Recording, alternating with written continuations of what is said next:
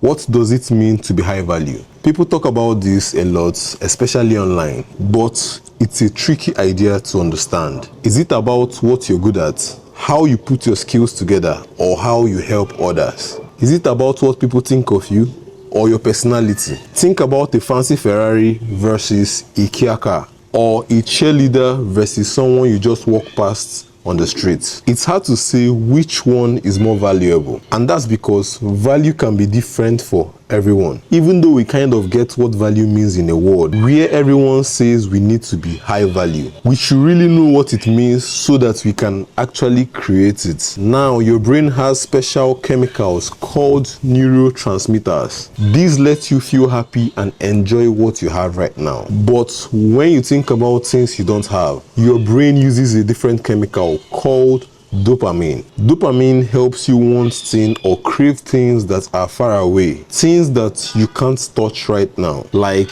new knowledge, love, or maybe even power. Dopamine makes you want to go after these things. But from a psychological, cultural, or a societal point of view, what we think is valuable is often determined by that same dopamine. We like to think we spend our time on important things, or maybe just looking at an important information. But on social media, we see many flashy things like fancy cars and big houses. These things are usually far from us, in what's called the upward world, things we can't control or maybe have, but because we humans learn from seeing things over and over. So the more we see these things, the more we think they are valuable, and also the more they feel real to us. For example, if you live in a rich country, rice might not seem as valuable as a car, but for someone in a poor country, rice is much more useful and valuable than a car. In many places with internet, especially in the West, we are taught to believe that expensive, shiny things mean valuable. So we keep wanting these things because dopamine makes us crave for what is far from us. Now, picture this. A black circle is you and a white circle is the valuable thing that you want. The line in between shows how far that thing is from you. When the valuable thing is close to you, or maybe when you finally get it, that shine goes away quickly. And you know what also happens? The dopamine feeling goes away fast. Then you need other chemicals in your brain like oxytocin and serotonin, which helps you feel thankful and appreciate what you have right now. And this is what many spiritual teachers talk about when they say, be thankful for the present moment. These feelings are much better for long-term happiness than always wanting a new thing. The further away something is from you, the more dopamine it creates and the more you want it. Think about looking at social media. If you drive a simple car now but want a fancy one in the future, that difference between what you have right now and what you want can make you feel so overwhelmed. I'm not saying dopamine is bad by itself, and that's because it's meant to help us seek out new and exciting things. Long ago, if our ancestors saw berries on a bush they normally ignore, that newness would give them a dopamine rush. It would make them excited and make them realize that they needed to pay more attention. If that same bush kept on making berries, it would become normal. But today, we see so many new things on our screen every day. New ways to make money, new people to meet, new chances that it makes us feel overwhelmed and worried. We don't have a clear plan to get what we want. So we can't use that dopamine as fuel to work hard with excitement towards what we want. And that's exactly why having a strong vision for the future is very important. When you have a clear picture of what you want to achieve, your brain creates a mix of chemicals people call passion. With a clear goal, a plan to get there, and daily tasks that you know will help you reach there, your brain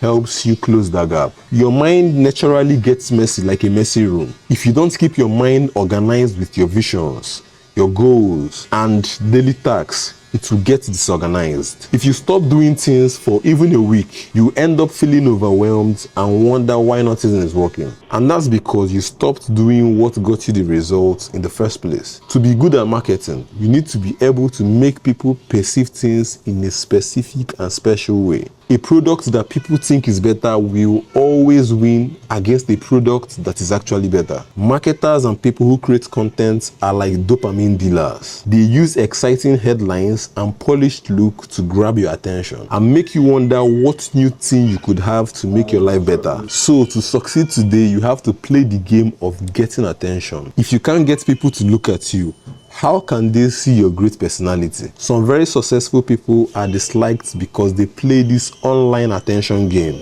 but they are more successful than those who think the game is not important. I have friends who write tweets for other people. One of them copied the same article but just changed only the first part, and that's the hook that grabs the attention. One tweet got about only 100 likes, but the other with an amazing hook got about 20,000 likes. This shows that the good information inside doesn't matter until you grab someone's attention. If you don't play the dopamine game, people will never see your true value. However, this can go wrong if you only have the tip of the iceberg and don't deliver on the real value. Like someone who pretends to be someone else online, more like catfishing. That's not valuable. True value takes time to develop, like a pearl growing in an oyster. In this age, you have to think for yourself and don't let others think for you. You can't change the game of attention, but you can change the way you play it. Think about James Clear, who wrote the book Atomic Habits. If he tweets the word habit,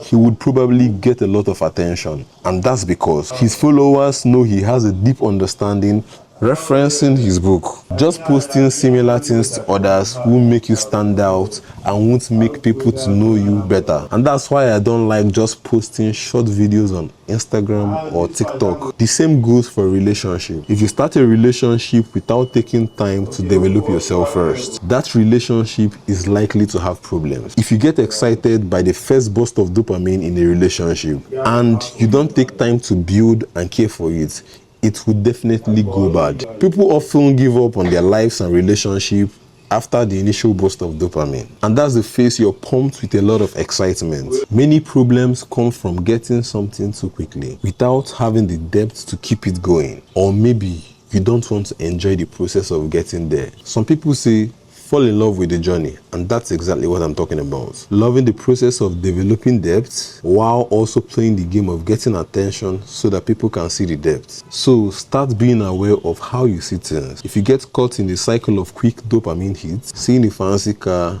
abs, and thinking, I want that, then you need to bridge the gap. And that means learning what it takes to truly get there, which means you need to break out of thinking, I want this, but I can never have it. Or maybe I want this, but I don't know how to get there. You need to know what you want, have a clear goal, then work towards it and learn how to get there. A big problem is people saying, I don't know what to do. You need to just start pursuing something, even if it's a simple reason at first. Maybe it can be to start going to the gym after a breakup, or maybe you try to make more money because you want a nice car. The only way you can truly figure out what you truly want is by doing what you really want. And that's you realizing if that's what you really want. And if it's not, you can always change to something else. And you have to have this mindset that you can always restart over and over, because that's how champions are built. And also, if you've been training, eating clean, and still don't look the part, you don't need to work harder. You just need to follow the right framework. And that's exactly why I created the Iron Instinct. And because I see so many men in this trap, I created 2 clear paths that meets you where you are. So click the link in the description below to explore both options and see the one that suits you best. One gives you structure and tools to build on your own, while the other gives you support and accountabilities to accelerate your transformation. Pick the one that suits you best. Let's stop looking at rage and start building presence.